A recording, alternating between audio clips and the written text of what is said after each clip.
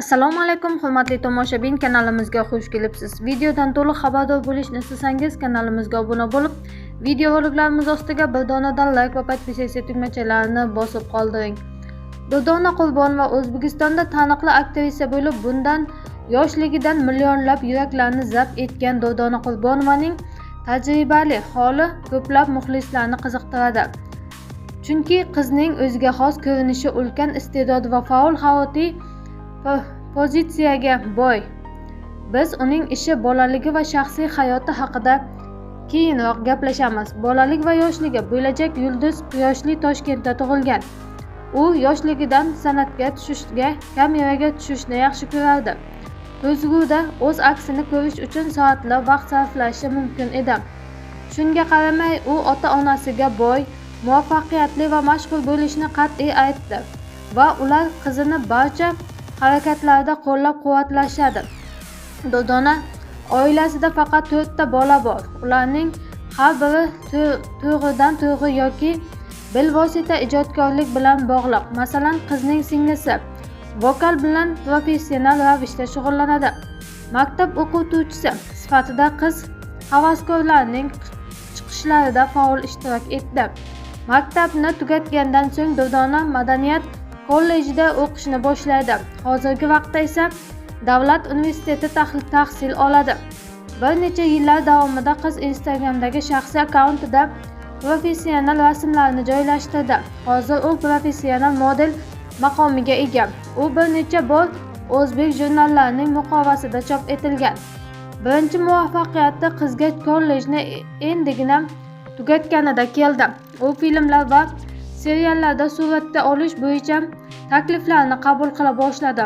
Bunga parallel ravishda u mahalliy porloq nashrlar uchun suratga tushdi. Rossiya fuqarosi uchun bu nom noma'lum bo'lib tuyulsa-da, u O'zbekistonning mahalliy televideniyasida katta muvaffaqiyatlarga erishmoqda. Kino va bosma nashrlarda muntazam suratga olishdan tashqari, u yoshlar uchun mo'ljallangan kiyim-kechak aksessuarlari, mayo va boshqa narsalar brendlarining yuzi. Modelning Instagramdagi akkaunti bor, ammo fotosuratning barcha sarlavhalari o'zbek tilida. Ishdan bo'sh vaqtlari u o'z blogida tez-tez nashr etadigan she'rlar yozishni yaxshi ko'radi. Qiz yaqin kelajakda Moskva, Sankt-Peterburgda tashrif buyurishni rejalashtirmoqda va kelajakda boshqa mamlakatlarga tashrif buyurishni xohlaydi. Instagramda qiz juda ko'p fotosuratlar va videolarga ega. Ularda u modellashtirishda professionallik namoyish etadi. Shuningdek, g'ayrioddiy chiroyli ko'rinishni namoyish etadi. Katta lablar, hatto yonoq suyaklari, katta ko'zlar, qora sochlar va qalin qoshlar. Mashhurlik unga erta yoshda kelgan bo'lsa-da, aktrisa bilan muloqot qilish uchun oson. Takabbur emas, har doim ijobiy. O'z mamlakatida u juda mashhur va mashhur bo'lishiga qaramay, qiz to'xtamaydi va boshqa shaharlarda ham mamlakatlarni zabt etishni xohlaydi. Shaxsiy hayotda. Qiz shaxsiy hayoti haqida umuman hech narsa aytmaydi. U o'zini ko'rgazmaga qo'yishni yoqtirmaydi. Siz tinchroq yurasiz, doim etasiz, tamoyili asosida yashaydi.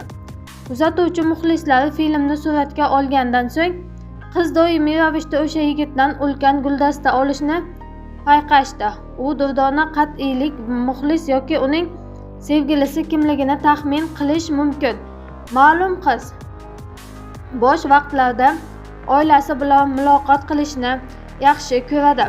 Kiyimda qiz cheklovi afzal ko'radi, lekin ayni paytda u zamonaviy va did bilan kiyinadi.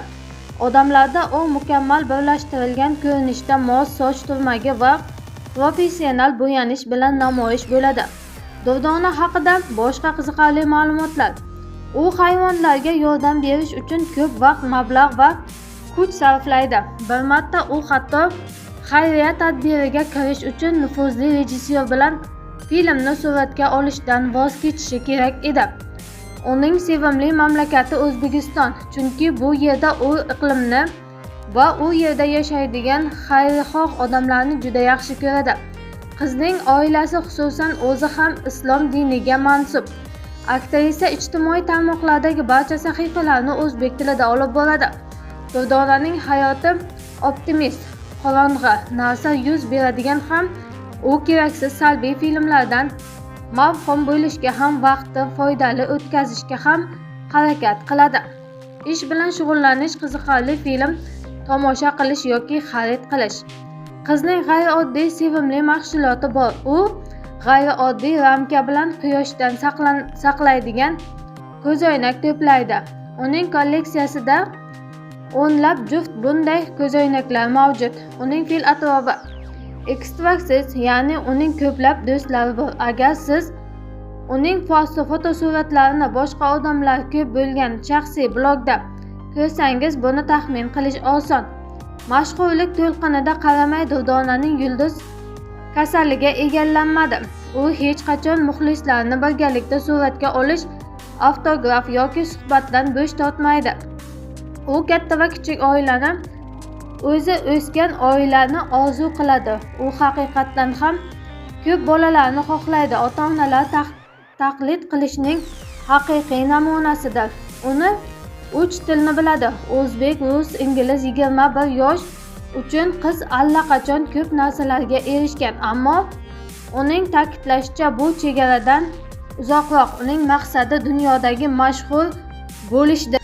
Qarindoshlar, bunaqa tanilgan bo'lsa tanilmay qo'ya qolsin deyishdi. Durdona Qurbonovaning onasi qiziga qanday rollar taqiqlagani va Imron bilan munosabati haqida. Aktrisa Durdona Qurbonovaning onasi Feruza Mansurova qiziga qanday rol o'ynashi haqida oila a'zolari tomonidan taqiqlagan va xonanda Imron bilan munosabati haqida gapirib berdi. Durdonaning dunyoqarashi oddiy, boshqacha edi, hozir butunlay boshqacha. Hindu shouda rol o'ynaganida Shahzod Sultonov bilan birga bir klip o'xshatib chiqarib berishgan. Klipdagi rolini ko'rib xursand bo'lganman, lekin u yerda o'zbekchiligimizga to'g'ri kelmaydigan, ushlab ko'tarib olgan joylari bor. Dadasiga ham, tog'alariga ham shunday joylari olmasligi kerak edi degan narsa bo'ldi. Rol o'ynasin, lekin bunaqa tanilganidan tanilmay qo'ya qolsin deyishdi. O'zbekchiligimizga to'g'ri kelmaydigan rollarni ham boshqacha chiroyli qilib o'ynab bersa ham u bu yerini ushlab o'ynamasidan deb fikr bildirishgan. O'shanda o'zim ham gapirganman. Uning dunyoqarashi oddiy, boshqacha edi, hozir butunlay boshqacha. O'zi ham intervyuda hozirgi aqlim bo'lganda o'sha rollarni o'ynamagan bo'lar edim deb aytgan. Durdona ham Imron ham hayotda hech qachon bir-biriga teskari bo'lmagan. Imronni hurmat qilaman. Fe'l-atrofi ham og'ir, vazmin, shuningdek tarbiyasi, muomalasi juda yaxshi inson. Durdona Imron bilan yaxshi partnyor. Odamlar shunaqa qabul qilishdi. Imron chiqqanda Durdonani, Durdona chiqqanda Imronni ko'z oldilariga keltiradigan bo'lib qolishgan. Hayotda ikkalasi ham bir-biriga hurmat qiladi. Bir-biriga nisbatan hech qanaqa yomon so'z bo'lmagan. Shunchaki PR qilishganda odamlar to'g'ri xil gap so'zlarni tarqatishadi. Durdona ham Imron ham hayotda hech qachon bir-biriga teskari bo'lmagan. Munosabatlarda yomon narsa sezmaganman deydi. Eng so'nggi yangiliklardan, birinchilardan bo'lib xabardor bo'lishni istasangiz, kanalimizga obuna bo'lib, videoroliklarimiz ostiga bir dona like va podpisatsiya tugmachalarini bosib qoldiring. Azizlar, bizni kuzatishda davom eting. Biz sizlarga doimo eng so'nggilarini namoyish etamiz.